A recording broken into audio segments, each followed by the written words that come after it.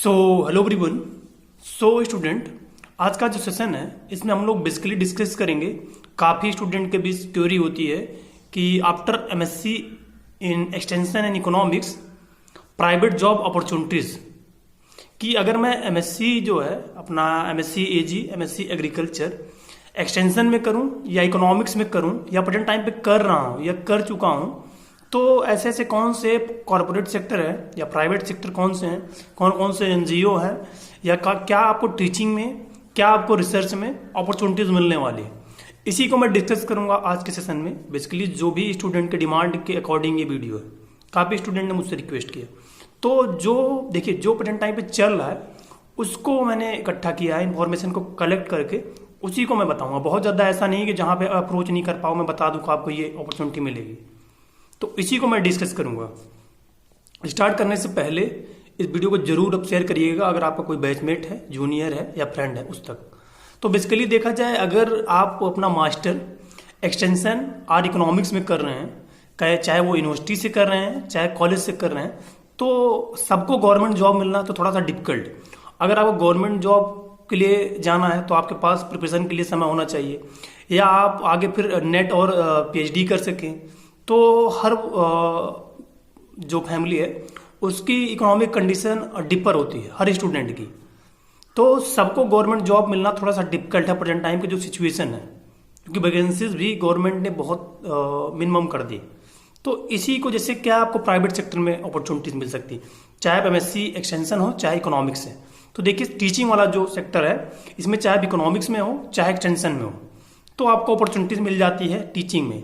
Teaching में कहाँ आपको मिलती है, मान लीजिए आपने एमएससी अपना कंप्लीट कर लिया, चाहे एक्सटेंशन या इकोनॉमिक्स में, आप नेट नहीं क्लियर हो, तो भी आपके डिफरेंट जो कॉलेज हैं प्राइवेट कॉलेज, वो आपको हायर करते हैं अपने यूजी के स्टूडेंट के लिए, मतलब उनको टीचिंग करने के लिए। इंटर कॉलेज जो हैं प्राइवेट इंटर कॉलेज, वो भी आपको हायर करते हैं। Salary according to their rule and regulation पे होती है, लेकिन इंटर कॉलेज में अगर आप जा रहे हैं तो मिनिमम 8,000 to 15,000 आपको मिलता है। डिग्री कॉलेज में आप जा रहे हैं तो 10 to 18, 19 विदाउट नेट आपको मिल जाता है। तो एक आपको क्या है कि फाइनेंशियल सपोर्ट मिल जाता है, इससे ज़्यादा प्रेजेंट टाइम पे आपको कहीं नहीं मिलेगा, जो क्योंकि अनएम्प्लॉयमेंट रेट ज़्यादा हो गया। तो ये एक टीचिंग में आपको अपॉर्चुनिटीज मिल जाती है कि आप पता करते रहिए, या देखिए डिफरेंट जो कॉलेज है उसमें वैकेंसी आती रहती है हमेशा, चाहे वो न्यूज़पेपर के माध्यम से चाहे वो डिफरेंट ग्रुप के माध्यम से, तो आप उसमें जा सकते हैं। दूसरा क्या, रिसर्च में आपको क्या अपॉर्चुनिटी मिल सकती है, तो रिसर्च में आप एक SRF सीनियर रिसर्च फेलोशिप की पोस्ट निकलती है। डिफरेंट जो ICR के रिसर्च इंस्टीट्यूट हैं, चाहे स्टेट एग्रीकल्चर यूनिवर्सिटीज़ हो गई, चाहे रिसर्च स्टेशन, चाहे CISH हो गया, चाहे इंडियन इंस्टीट्यूट आप देखेंगे, तो हर में SRF की पोस्ट आती है जिसकी एलिजिबिलिटी एमएससी है। अब उसी में YB फर्स्ट सेकंड की भी पोस्ट आती है, यंग प्रोफेशनल की, जिसमें मास्टर और उसमें BSc एलिजिबिलिटी है। तो ये रिसर्च में आपको काम करने को मिल जाता है। एक जो YP की सैलरी है वो, मतलब YP में जो है आपको 25 से 30 स्टार्ट कराते हैं लोग। SRF की पोस्ट पे आपको 30 to 34 तक आपको स्टार्ट करवाते हैं लोग। ये जो वैकेंसीज आती हैं ये प्रोजेक्ट की वैकेंसीज होती हैं, ये भी हर ग्रुप में सर्कुलेट होते हैं। और आप देखेंगे तो डिफरेंट, जैसे IIPR आपका हो गया, Indian institute of veterinary research हो गया, IIVR Indian institute of vegetable research हो गया, IVRI हो गया। तो ये जैसे रिसर्च स्टेशन है इनकी साइट पे भी अपलोड होते रहते हैं ये नोटिफिकेशन। तो आपको क्या है, थोड़ा सा एक्टिव होना चाहिए। जितने भी ICR के इंस्टीट्यूट है सबकी साइट पे जाके आपको वैकेंसीज में या न्यू में जब आप चेक करेंगे तो उसमें अपलोड रहता है कि YP पोस्ट आई है ये, या रिसर्च एसोसिएट की पोस्ट आई है ये SRA की पोस्ट आई है, या आपके कोई सीनियर है उनसे कंसल्ट कर सकते हैं अगर वो जॉब कर रहे हैं किसी भी इंस्टीट्यूट में ऐसे, तो वहाँ पे आती रहती है तो वो आपको बताएंगे। तो पहला आपका टीचिंग हो गया और इसमें आपका ये रिसर्च हो गया। रिसर्च में आप अपने एडवाइजर से भी कंसल्ट कर सकते हैं, वो आपको लगवा सकते हैं, क्योंकि उनके फ्रेंड हो सकता है कोई हो जो जिनके अंडर प्रोजेक्ट चल रहा। तो ये हो गया। थर्ड आपका NGOs आते हैं, नॉन गवर्नमेंट ऑर्गेनाइजेशंस, जो वर्क करते हैं फैमिली पब्लिक वेलफेयर के लिए। तो इसमें भी पोस्टें आती रहती है एक्सटेंशन इकोनॉमिक्स वालों को, सैलरी 20-25 ये देते हैं। और उनसे मतलब क्या है कि ग्रामीण रूरल वर्क होता है इसमें, आपको चाहे समूह बनाना हो गया, चाहे ये वर्क हो गया, ये भी वर्क, ये MP वगैरह में आपको अच्छी खासी वैकेंसी इसकी मिलती है। इसमें भी आपको सीनियर कंसल्ट आप कर सकते हैं, या क्रोम पे आप जाके गूगल पे डाल सकते हैं कि NGOs वैकेंसी, तो उसमें आपको मिल जाएगा। तो उसमें आप उसको कॉन्टैक्ट नंबर या साइट रहेगी, उस पर आप अपना डिटेल फिल के अपना डेटा भेज सकते हैं। रिस्पांस आने में समय लगेगा, लेकिन आपको 102 बार उस कंपनी के हेल्पलाइन नंबर पे या एनजीओ के या आप वेबसाइट पे आपको विजिट करते रहना। 3 हो गया।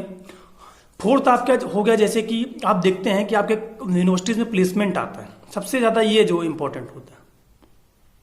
अगर ये आपको आपकी यूनिवर्सिटी प्लेसमेंट आपको दिलवा रही है तो आपको ज़्यादा प्रॉब्लम की ज़रूरत ही नहीं होती, प्रॉब्लम फेस नहीं करना पड़ता, क्योंकि आप खुद से जब उतरेंगे मार्केट में तो आपको there are lots of difficulties face करना पड़ता है। बट अगर यूनिवर्सिटी से आएंगे, अच्छा पैकेज आपको दे के जाएंगे, एक प्रेस्टिजियस तरीके से लेके जाएंगे आप। तो यूनिवर्सिटी में अगर कैंपस सिलेक्शन हो रहा है, जैसे IDBI बैंक हो गया, डिफरेंट फाइनेंशियल बैंक भी आते हैं, डिफरेंट फूड कंपनीज आती हैं, जैसे आपका नेस्ले से लेके अगर MBA स्टूडेंट नहीं मिल रहे हैं तो आपको लेके जाती है। डिफरेंट डेयरीज वाली कंपनीज आती हैं, पराग से लेके मदर डेयरी। अब एक NRLM का, नेशनल रूरल लाइवलीहुड, UPSRLM का प्रोजेक्ट चलता है, उसके भी ये लोग डायरेक्ट रिक्रूट करके यूनिवर्सिटीज लेके जाते हैं। थोड़ा सा बंद चल रहा है प्रोजेक्ट। तो ये यूनिवर्सिटी का आपका प्लेसमेंट, अगर आपका प्लेसमेंट नहीं भी एक्टिव है तो आपके प्लेसमेंट के जो ऑफिसर हैं आपकी यूनिवर्सिटी से, एक बार उनसे आप कंसल्ट करिए कि सर प्लीज़ थोड़ा सा आप जो डिफरेंट ऑर्गेनाइजेशन उनसे कांटेक्ट करके उनको बुलाइए अपने इंस्टीट्यूट में। सबसे अच्छा ये अपॉर्चुनिटी आपके पास जो चांस होता है। आपका 4 हो गया। 5वें में जैसे आप खुद से जो डिफरेंट नेशनल मल्टीनेशनल जो कंपनीज है सीड की, चाहे हर्बिसाइड की, चाहे पेस्टिसाइड की, चाहे फर्टिलाइजर की, आप उनकी ऑफिशियल वेबसाइट विजिट करते रहिए। वो अपडेट करते रहते हैं वैकेंसीज के लिए। चाहे आपका देखिए धानुका सीड हो गया, चाहे आपका बायर हो गया, चाहे BNR सीड हो गया, दयाल फर्टिलाइजर हो गया, शक्तिमान हो गया, टाटा केमिकल्स हो गया, ये सब रिक्रूट निकालते रहते हैं। माइको महाराष्ट्र कंपनी, PNR हो गया, शक्तिमान हो गया, ये सब रिक्रूट निकालते रहते हैं। कि वेबसाइट पे आप डालेंगे तो आपको क्रोम पे ढूंढना पड़ेगा ज़्यादा चीज़ों को। ये थोड़ा डिफिकल्ट वर्क है ये, लेकिन जब आपको कुछ अपने लाइफ में करना है तो आपको डिफिकल्टी झेलना पड़ेगा, जॉब ढूंढनी पड़ेगी। तो आप हर वेबसाइट पे जितने आप डाल दीजिए एक बार की सीड कंपनीज, तो सबकी नाम खुल के आएंगे, सबकी वेबसाइट को आप विजिट करिए। हर्बिसाइड कंपनीज का आप विजिट करिए। अगर कोई सीनियर अगर उसमें ऑलरेडी पहले जॉब कर रहा है उससे कंसल्ट करिए, ज़्यादा वो आपको हेल्प करेगा। तो ये चौथा आपका 5वां हो गया डिफरेंट जो कंपनीज। 6वां जैसे क्या है कि आप 5 to 6 फ्रेंड मिलके, मतलब 10 से 12 लोग आप खुद मिल जाइए और एक FPO बनाइए, फार्मर प्रोड्यूसर ऑर्गेनाइजेशन। 10 लोग मिनिमम चाहिए। और FPO के लिए फंड जो गवर्नमेंट भी रिलीज करती है। तो ये आप इसमें भी अच्छा खासा आ गया। पहले से कोई FPO चल रहा है उसमें भी आप जॉब कर सकते हो। तो ये गिनी गिनी जो वैकेंसीज हैं वो आपके लिए प्राइवेट सेक्टर की जॉब है बेसिकली। पहले सबसे ज़्यादा जो आपका है वो टीचिंग है, जिसमें आप डिफरेंट कॉलेज में टीचिंग कर सकते हैं, इंटर कॉलेज में टीचिंग कर सकते हैं। रिसर्च में आप YP के बाद आप SRF की पोस्ट पे, JRF की पोस्ट पे, प्रोजेक्ट पे वर्क कर सकते हैं। 3rd आपका क्या है कि डिफरेंट जो NGOs हैं उसमें आप वर्क कर सकते हैं।